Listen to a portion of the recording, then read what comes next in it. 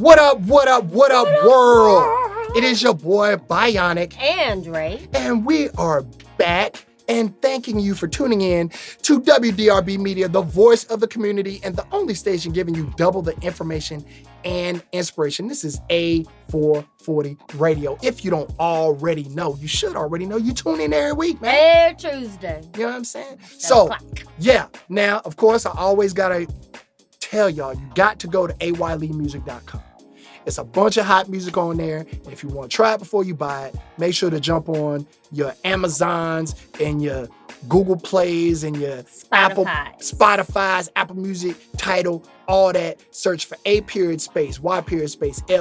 The music is hot. You ain't got to take my word for it, even though you should. My word is good, people. You know what I'm saying? But anyway, what you looking at me like that for? But anyway, yeah, check that music out. It's hot. And of course, got to shout out our sponsors, Back to Health Chiropractic Medical Center, serving the Triangle for over 20 years with chiropractic, functional nutrition, DOT exams.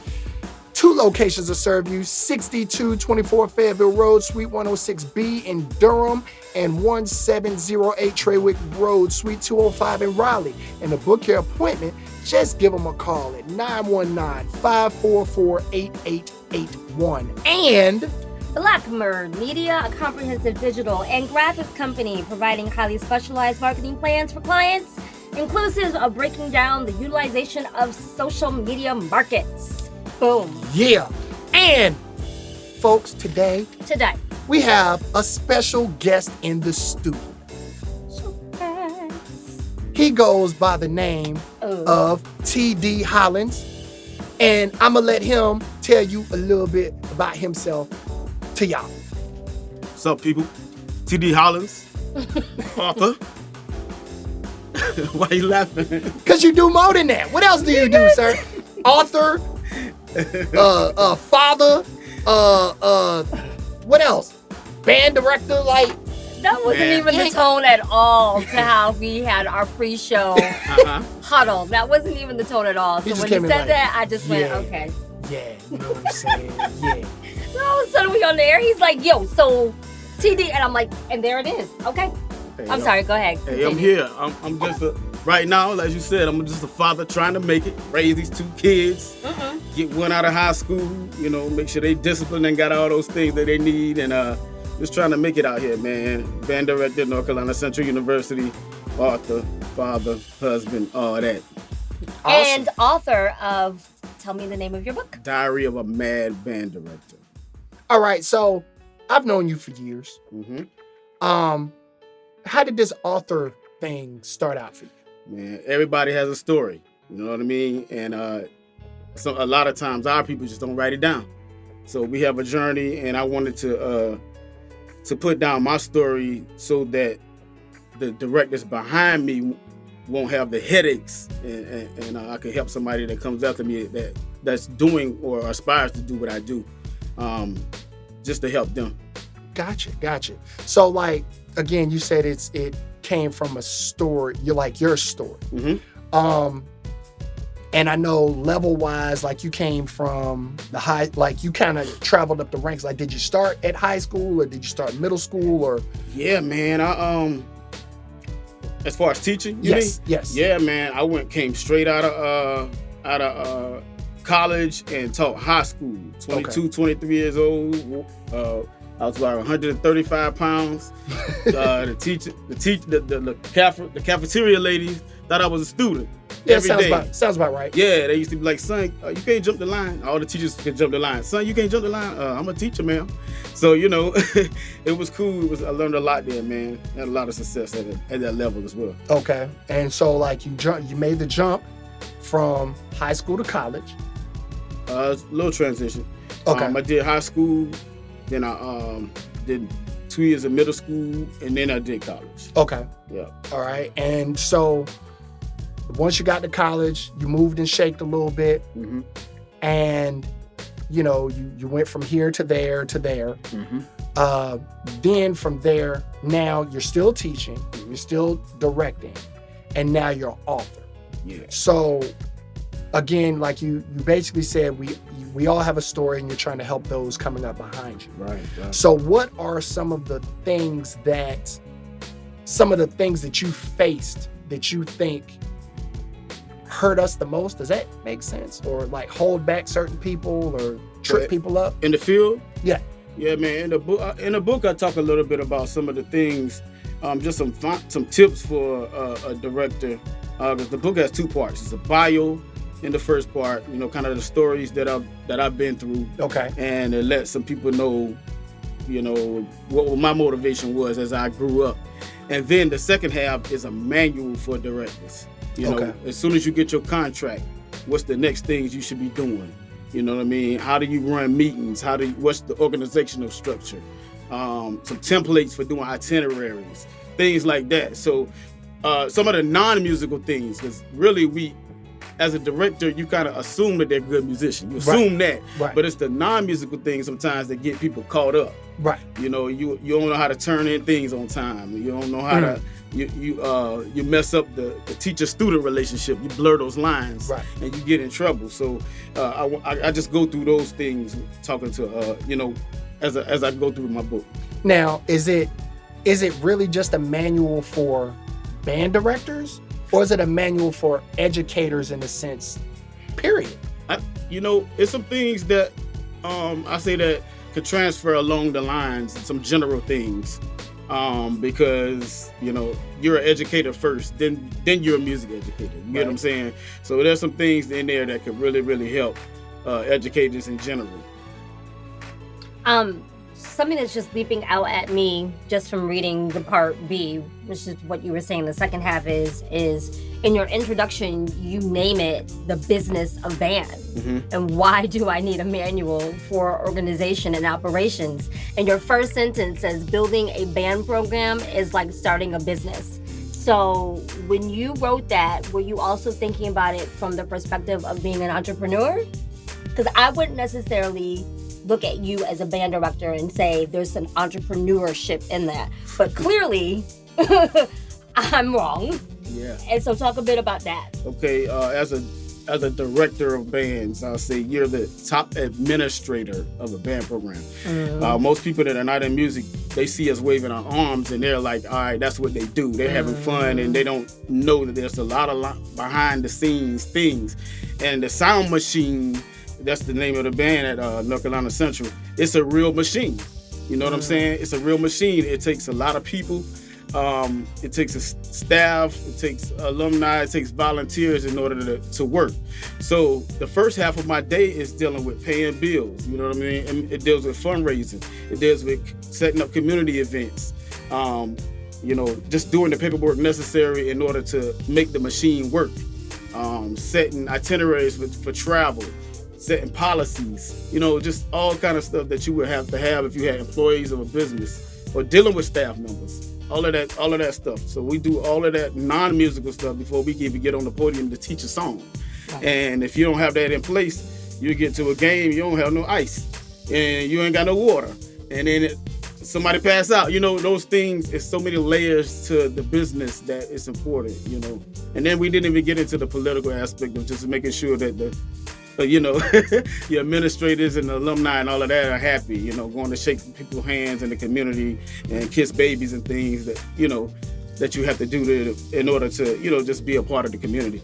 That leads me to 2 more questions. So specifically, the imagery that you just elicited for me was Drumline, when they showed the band director and how he was having difficulty playing that kind of politics, right? Like he wanted to do what he wanted to do, but he knew he needed to please current administration and current alums. So do you find that there's a delicate balance there?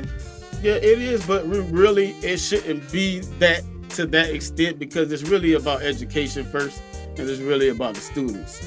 Do you find that a lot of band directors don't see it that way? That they don't come from it from a perspective of education first? I think they just get caught up in the show, and they become a part of the show. So, me personally, I don't even want anybody to know who the band director is on Saturday. Like, I want it to be so student driven that you can only see it look like the students are on automatic. But there's directors that want to jump up and they get a part of, they doing all kind of wild stuff to become a part of the show. The people like it, but it ain't necessarily what I want to do. And is this what you're speaking about when you're seeing these kind of generational shifts?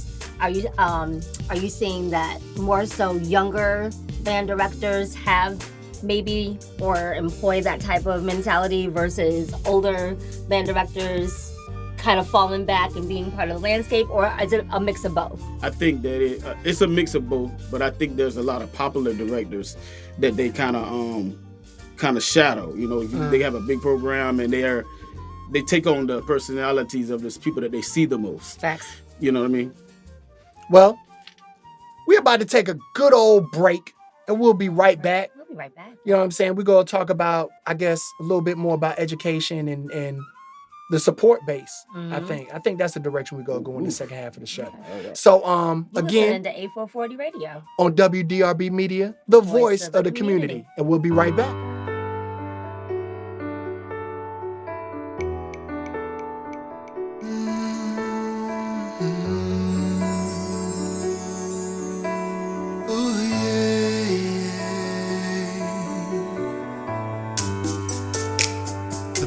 Of my past is calling me. It's got me hypnotized. I thought I could outrun the storm, but it's the gray cloud of my life. Every move I make and every path I draw is detoured by the floods I've rained down from my facade. I know I'm wounded. I just need a little help to heal these scars. Oh yeah. How can I trust you when my faith in people needs to be restored?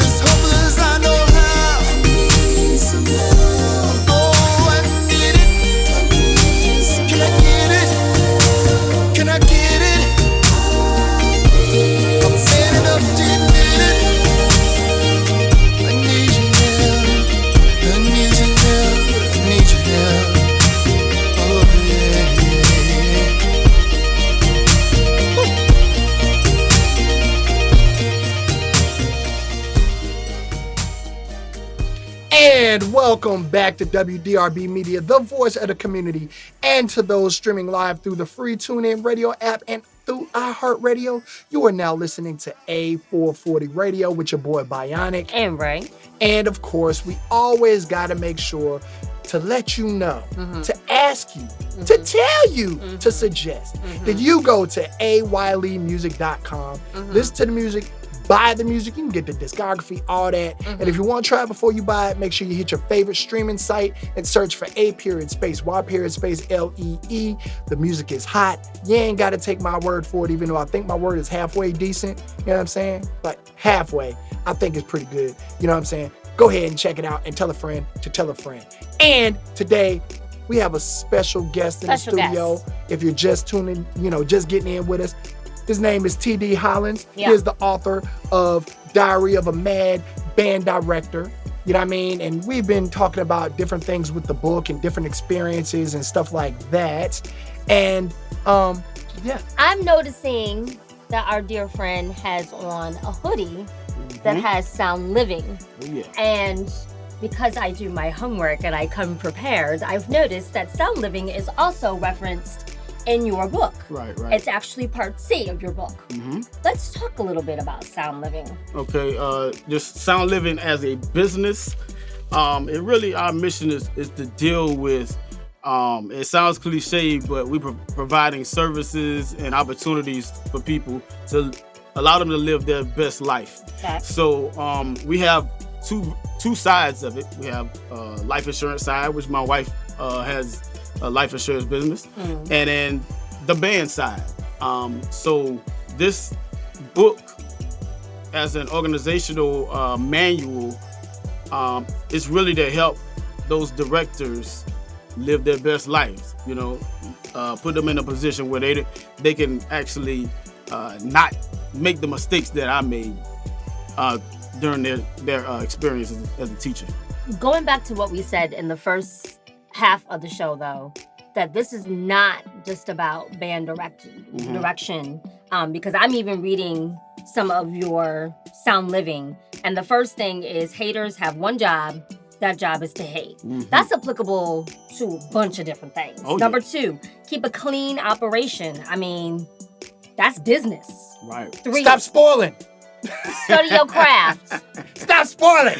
And I'm not going to tell the rest. I wasn't going to tell all of them. Yeah. But it's a good read. Yeah. It's definitely a good read. So something I want to just let the audience know about is that, yes, it's about his experiences as a band director, but it's also just about good business sense. Yes. This is like a good business book. It happens to relate to band direction because that's been your niche. Am I saying that right? Right. Is that how you planned the book? Yeah, I mean, it was about the business of band, definitely. And, about the passion behind why I did it, how I got through the adversities, and just to encourage the next generation of teachers and educators, Or if you have to lead any type of business, you got to teach them something. So it's kind of a guide for those people. Okay, so I want to talk about this generation thing and this next generation thing. Yeah. So we're in North Carolina, right? And we see these bands from various places that are huge. You know what I mean? Like massive numbers. And we do all right, but we ain't there. Why is that? I mean, I know why. I just want you to tell us. Why is that? And because a lot of funding has been cut in lower levels, middle school, high school programs aren't being funded for instruments. Music isn't being funded. But even beyond that and above and beyond that, like in the college level, why are the numbers so low or so much lower than they used to be? Or fluctuate the way they do. That. Yeah, man, it's crazy. Just to talk about, I judged the competition at Six Flags in Atlanta last week. Okay. And all of the bands, and it sounds crazy, but every band that was there was under 100 people. And we talking about Atlanta being the mecca of, when it comes to band, And so it was interesting to even see that. and for the coordinators to talk about, man, you know, things are different and blah, blah, blah, blah. I'll say this. Students have so many other options. You know, when I was in school, so 20 years ago, whatever, we had band, you had football, you had a couple of clubs that you were in. Now they want to be in the modeling troupe. They want to be in the SGA. They want to be in so many other things. And you know, the commitment to be in a great band, it takes time, and they're sensitive about their time.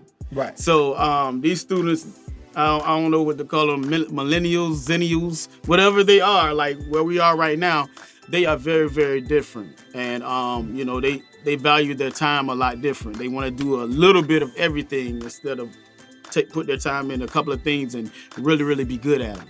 And I can't even be mad at that. Like, I really can't, because it's like you want to be a more well-rounded student, a more well-rounded person. There's another aspect too, but go ahead. Yeah, but like where I think for me, because from my experience, it was about the passion. I was passionate about this. And I had to make certain decisions that, you know, certain folk didn't understand, because my passion is this. And I have to say, okay, I have to sacrifice this because this is my passion.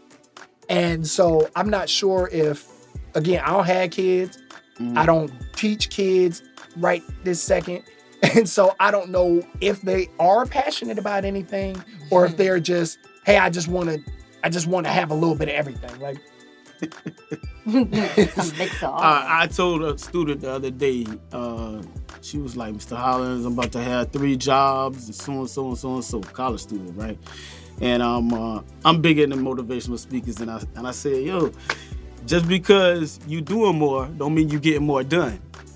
You know what I mean? So it's like you got all these things going on, but you really just mediocre at all of them. Something's gonna fail. So I just wanted to try to refocus her into thinking about what she was there for, you know, which was to get a degree. And you can work on the side if you want to, but don't make that your primary thing, because you're gonna have a career where you're gonna have to work, you know, like really, really have to work to live and to eat.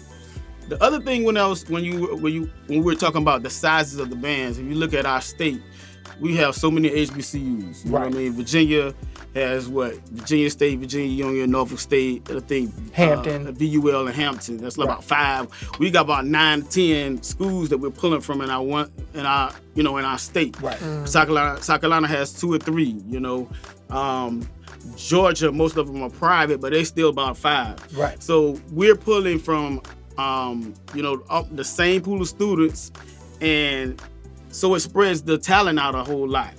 On top of that, you know, we got a lot of influence from out of state, like the SWAC schools, where you can get out of state tuition. I don't even want to plug them, but they have some other incentives, to pull from our students, and it's like, man. So now we're dealing with our own state plus everybody that know we have some good students here, and they pulling our good students out of our state. Okay. So we're dealing with a lot of that, man. On top of that, we're in a STEM society with science, you know, technology, engineering, all that. And so all of the schools, they know that a lot of grant funding is coming from the STEM area. Right. And so they want to get those sciencey kids in the schools to get more funding for the schools. It's not in the arts. And that's unfortunate for our schools right now.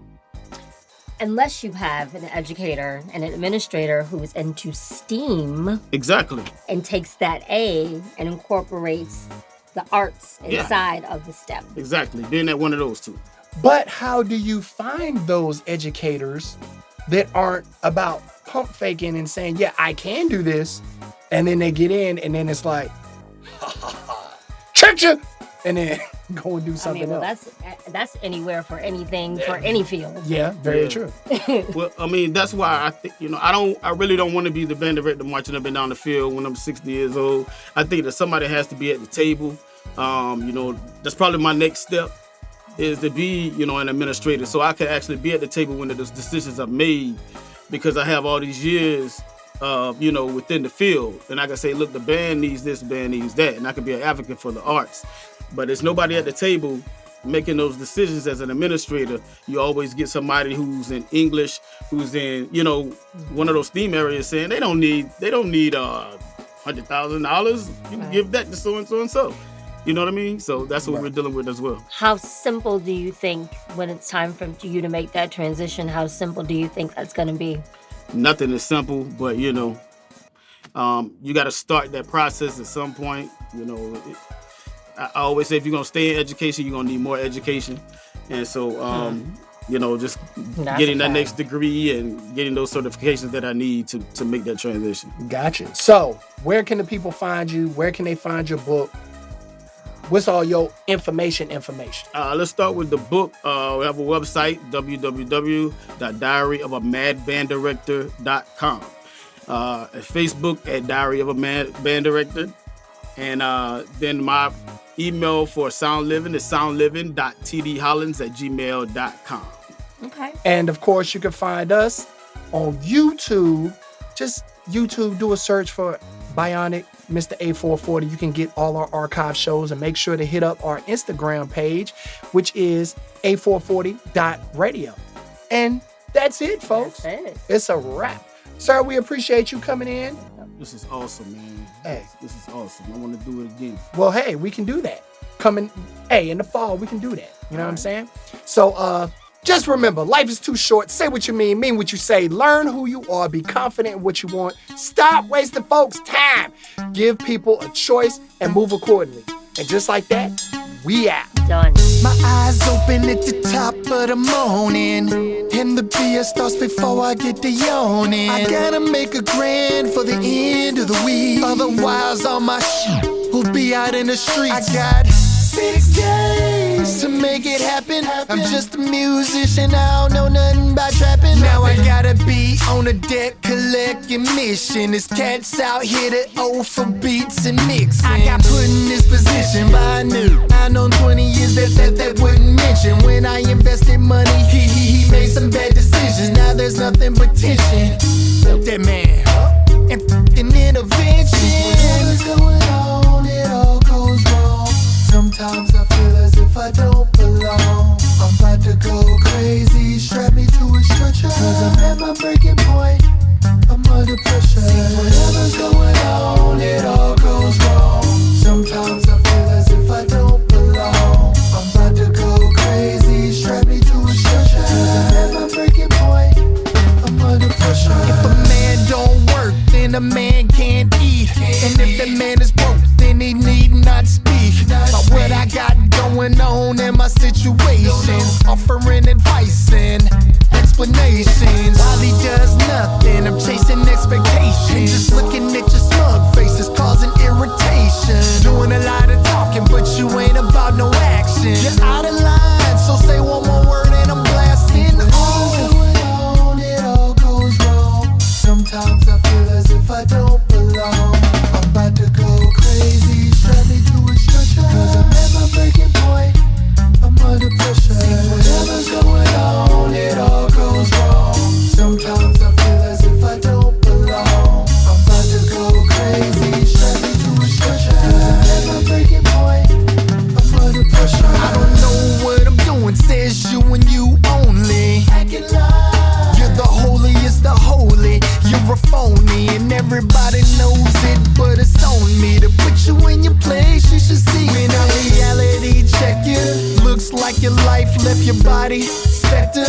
Now I can't respect you, 'cause you can't admit that you was wrong in the first place. Just walk away and say whatever, man, what a shame. Whatever's going on, it all goes wrong. Sometimes I feel as if I don't